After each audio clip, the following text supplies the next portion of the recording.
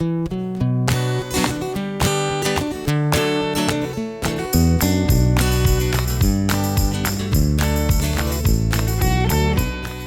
the Underpowered Hour. On this week's show, Defender Windscreen class actions, we say goodbye to Ratan Tata, new 109 fuel tanks, brand new cars from Hot Wheels, and the Land Rovers in the movies. And now, here's the show.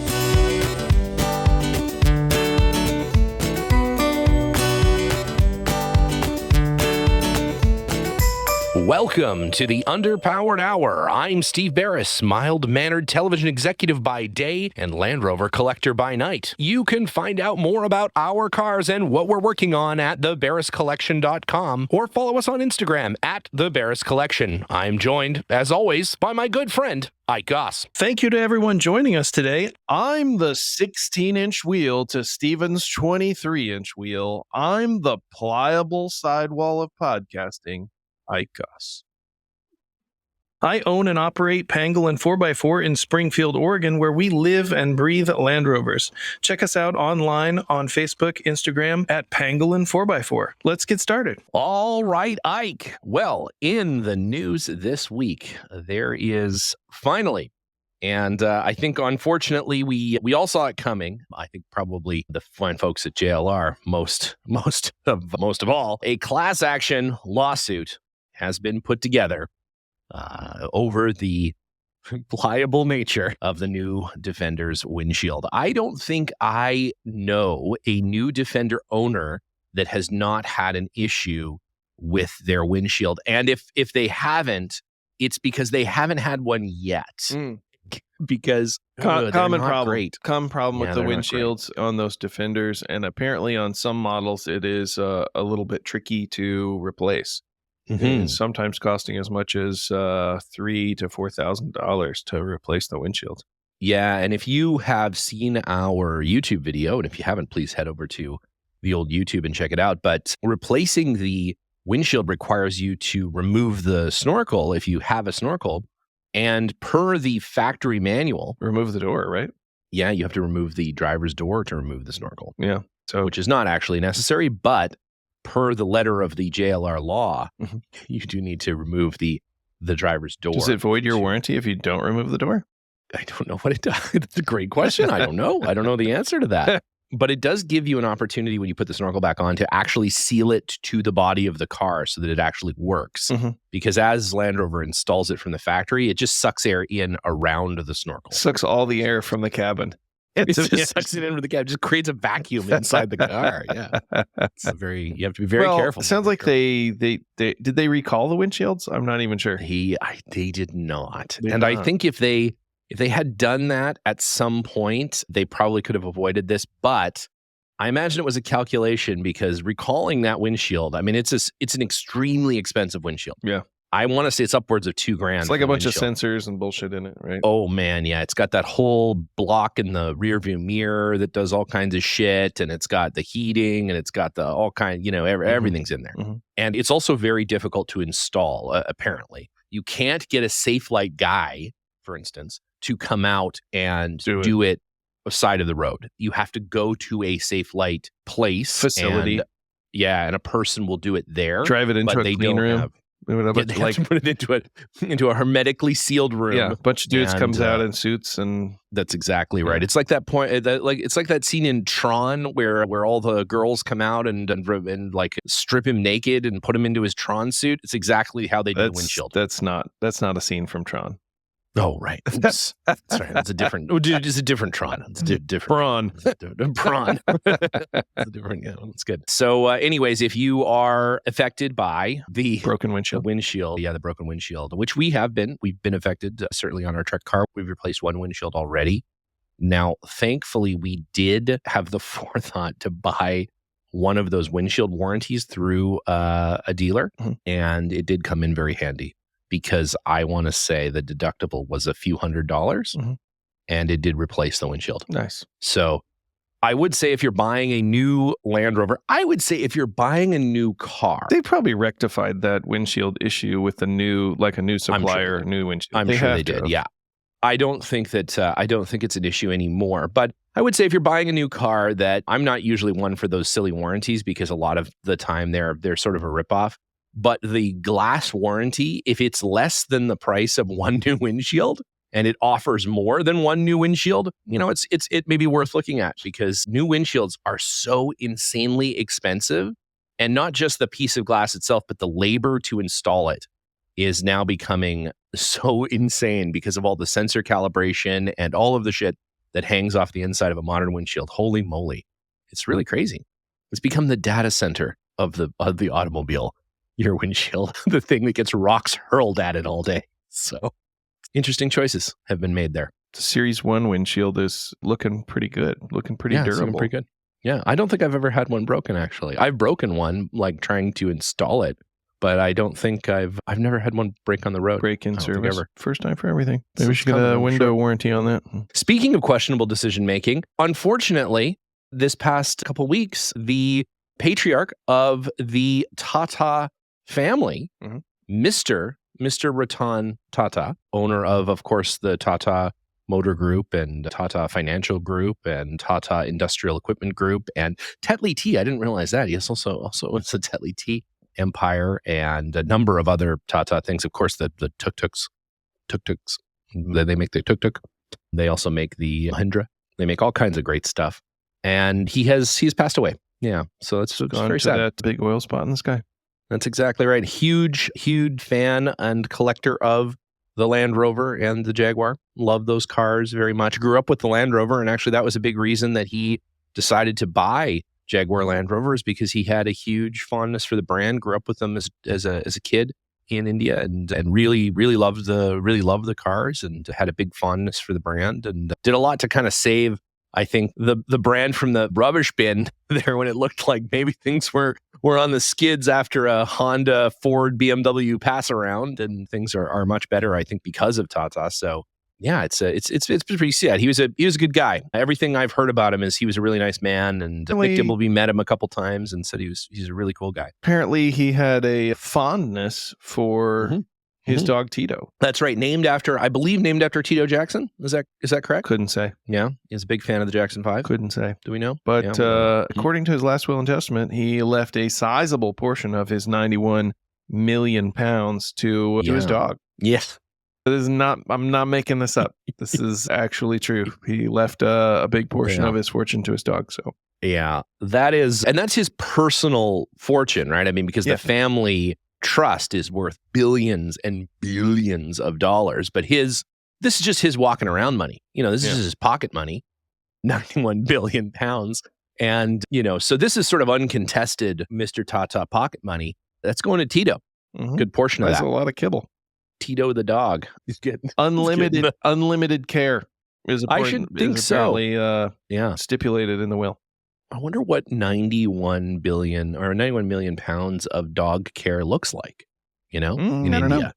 Yeah. This is Taj Mahal like doghouse, I imagine. Yeah. Going to be fucking fantastic. You want to be that dog, don't you? Oh, do I? My God. Yeah. Who doesn't want to be Tito right now? The dog, not Jackson. Let's be very clear about that. Nobody wants to be Tito Jackson right now. But I think Tito Jackson passed away, didn't he? Is Tito dead? Tito still with us? I couldn't say. Nobody's spending 91 billion pounds or million pounds on Tito Jackson. That is for sure. Be very clear about that. But yeah, Tito the dog, man. Gonna have his own Land Rover to drive around. Yeah, well, for sure. I wonder, because Ratan Tata does he have 3 sons? He has several sons, right? And maybe a daughter. And they run the company. It's like Succession, but in India. It's Bollywood Succession. And they run Tata, the Tata Group, which is an absolutely enormous conglomerate. Like it really is. If you go and do the research, it is absolutely humongous. They're like in everything. They're a little bit of everything, It's kind of like a lot of those interesting companies like Steyr or Yamaha. You can buy a dirt bike or a trombone. Both made by Yamaha.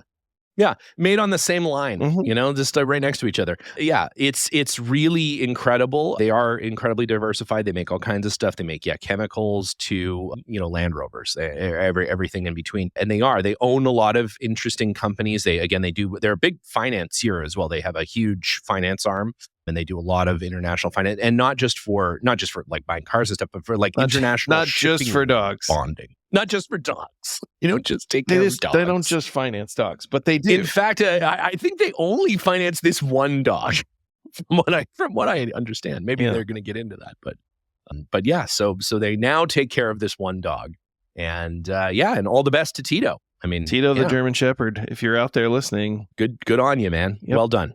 Well, you hung in there. He's gonna be living his best life. He really, if he wasn't already, he's the Anna Cole Smith of German Shepherds, you know. Said to marry some old guy. Yeah, he really hung in there. Unfortunately, Anna Nicole Smith actually didn't get anything from that old guy. That's right. I had it heard. Didn't actually work out. Yeah.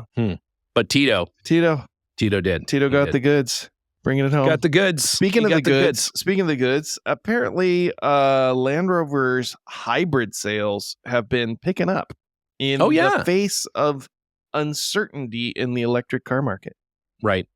Well, I think it's because they like the idea of driving around town on zero emissions. It's quiet, it's clean. You don't have to go to the gas station as often, all that sort of stuff. But it's the weekend road trip. It's the using especially Land Rover as the weekend adventure vehicle.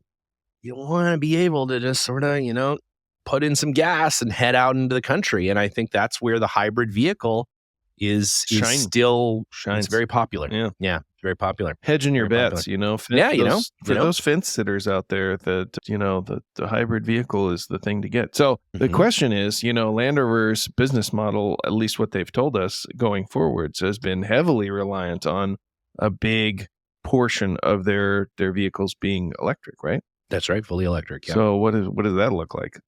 I don't know, and they have in the UK the P400E, which is a motor that's in a lot of different cars, including the Defender, where you can get a partially electric Land Rover Defender. And I think that, at least, for me, that's a hugely beneficial vehicle because you get in the city 30, 40 miles of electric range. And then you have the regular P400 engine for everything else, which is great. That's a fantastic platform to run. I don't think it maybe isn't the actual cylinder, but that's referred to as a mild hybrid. Is that right?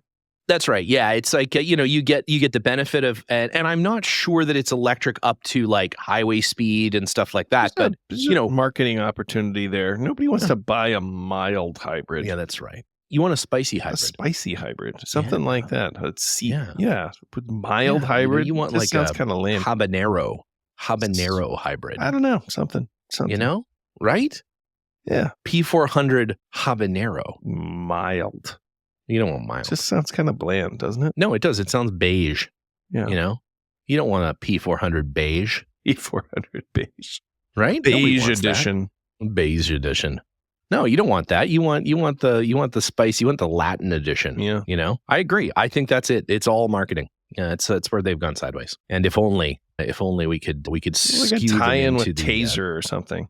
Well, or Hot Ones. That's very popular right now. The chicken wing eating show. Like if they could do a special edition. I think that's a little off-brand. Chicken wings. Come on. I don't know. It's very popular, especially amongst Americans. I love it. Chicken wing edition Range Rover. I just don't see it. Yeah, maybe. I don't know. Get the little board on the dash there. Taser. Wings out. Taser. Yeah, that'd be great. Yeah. South Africa, the Taser edition would sell. That would sell very well. Brutal. Very well. Brutal. Well, Well, speaking of selling things, we have over at Pangolin 4x4 a new product. And you're excited. Many people are excited. This is something people have been asking us for some time. A fuel tank solution for 109 station wagons. Oh man, it is a plague right there. It is a plague. The 109 fuel tank. So the 109 fuel tank is definitely a problem for people. The replacement fuel tanks that are commonly available require the later sending unit with the bayonet sender, it's called. Yep. And so not only are they not particularly well made, some of their features include no coatings on the inside of the fuel tank. So they not at all. They immediately corrode in, if you get any condensation, which as anyone knows that has a fuel tank, they condense inside with temperature changes. As soon as it meets the dew point, bam, you got moisture in your fuel tank. If it doesn't have any coating in it, it rusts, right? So we had this problem where, the original fuel tanks are really nicely made. They're coated in solder. They're relatively durable, but at this point, they're all 60 years old. They've had fuel sitting in them for a long time. The number of places that are willing to boil out or deal with a old fuel tank is quickly diminishing. Most radiator shops the ones that exist anymore, don't want to do tanks because it makes their whole shop smell like old gas.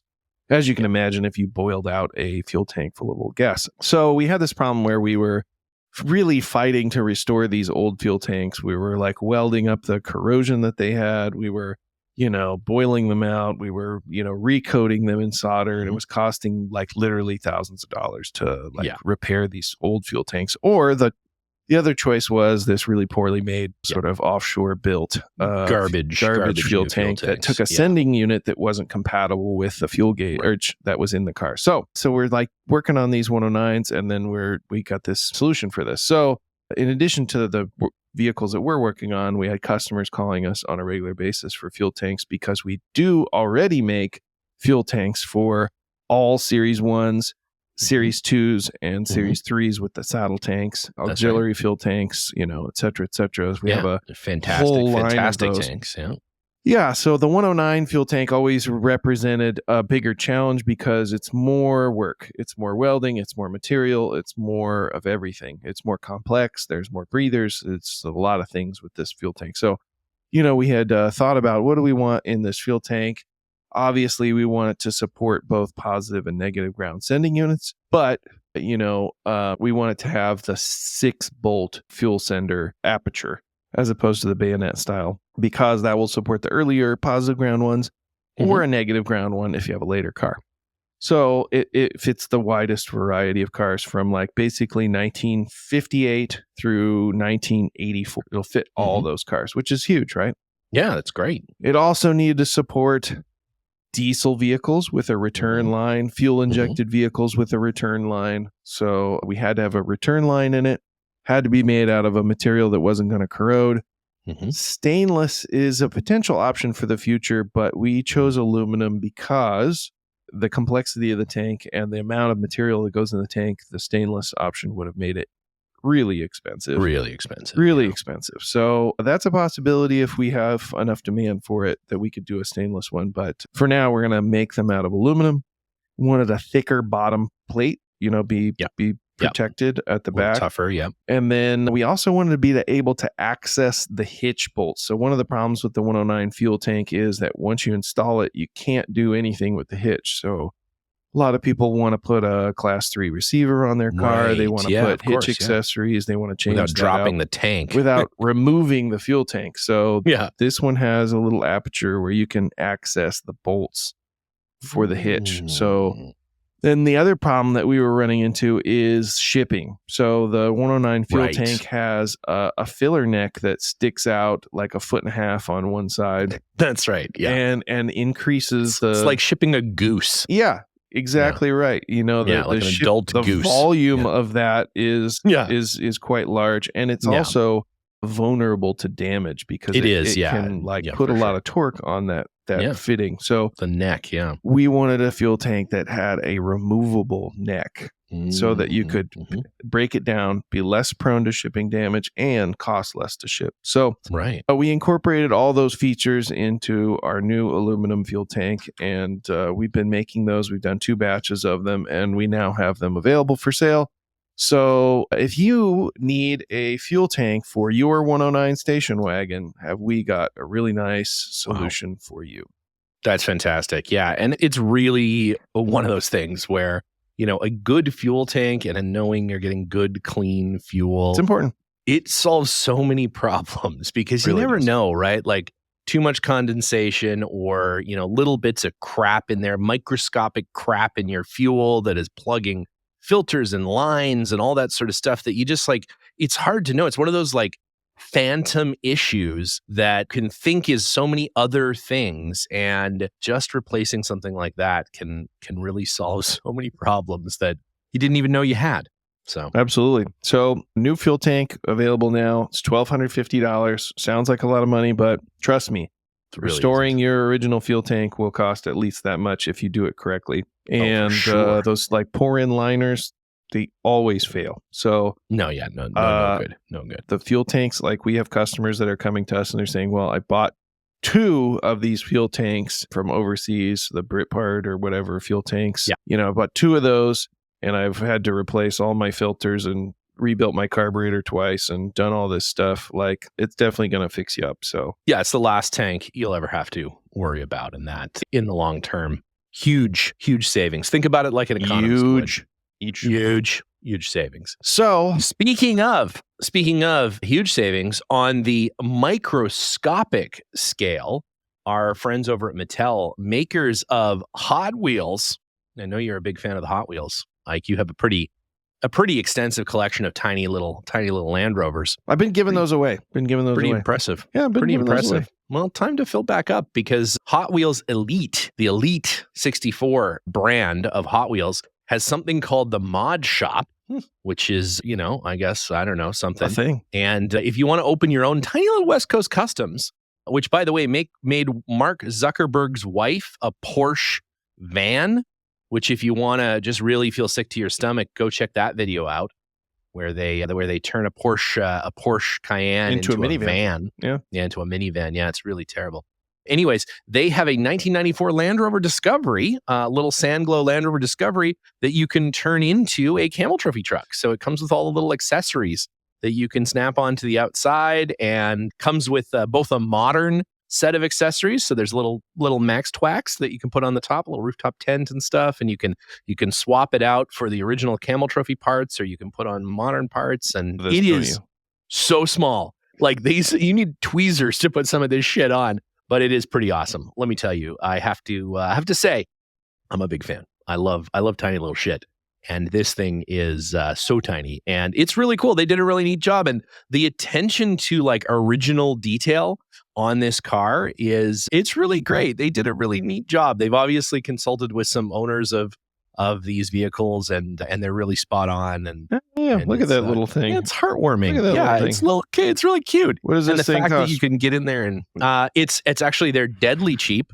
They're really not that expensive. They're $30 for one of these little cars. So it's not going to break the bank. I mean, it's a lot for a Hot Wheels car that normally costs $1, but they're not absorbently expensive. You get 3 mods out of one car. So you can make it a normal Discovery.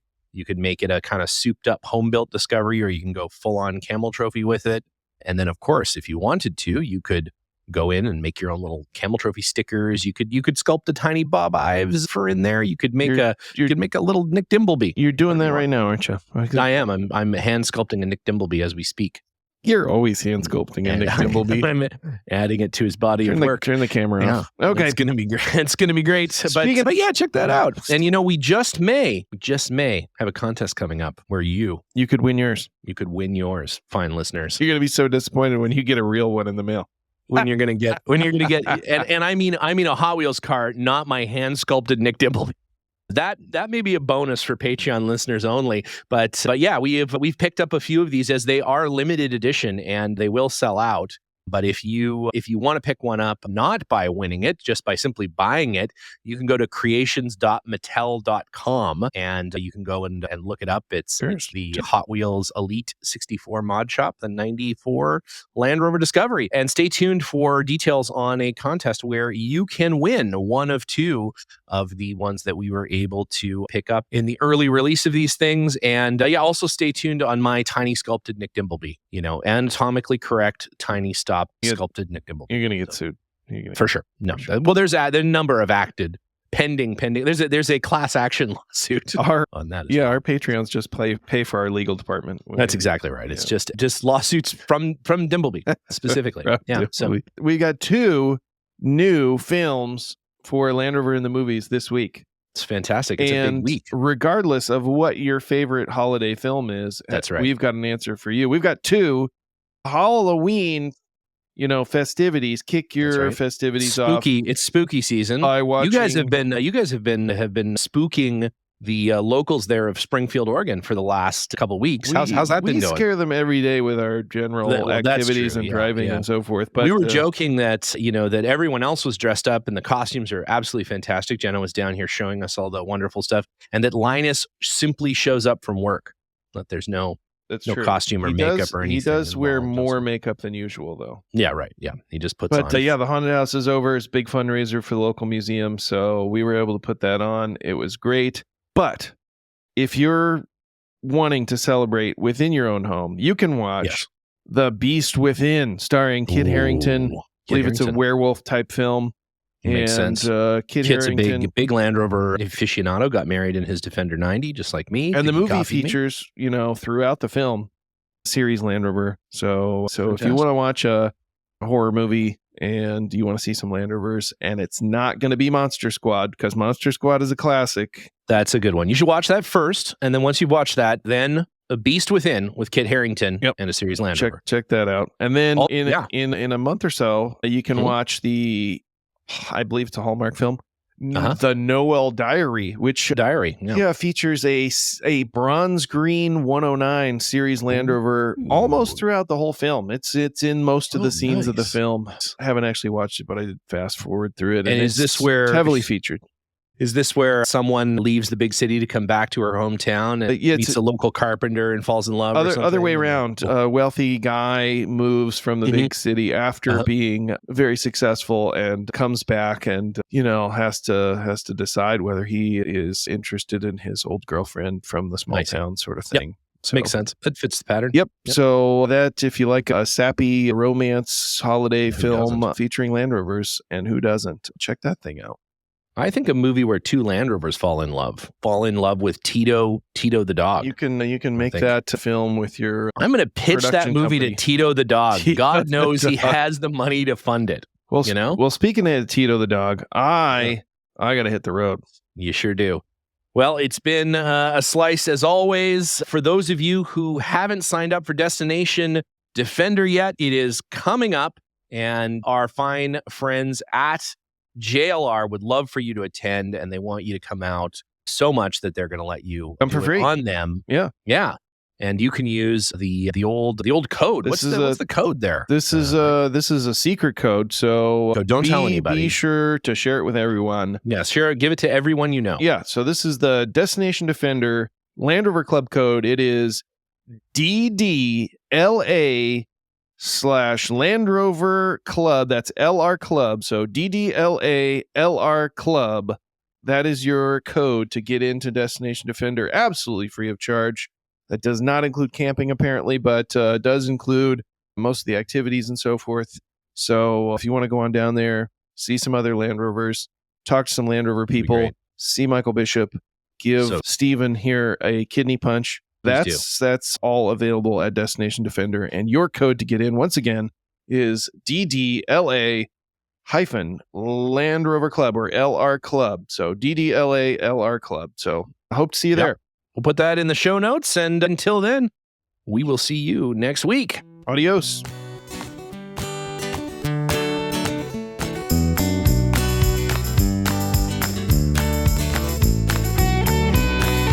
The Underpowered Hour is produced by Liza Beres, Ike Goss, and me, Steve Beres. Pavel Svardov composed and performed our theme music. Consider supporting the show on Patreon, and if you already do, thank you. Your support makes the show possible. For even more, check out our Instagram or Facebook.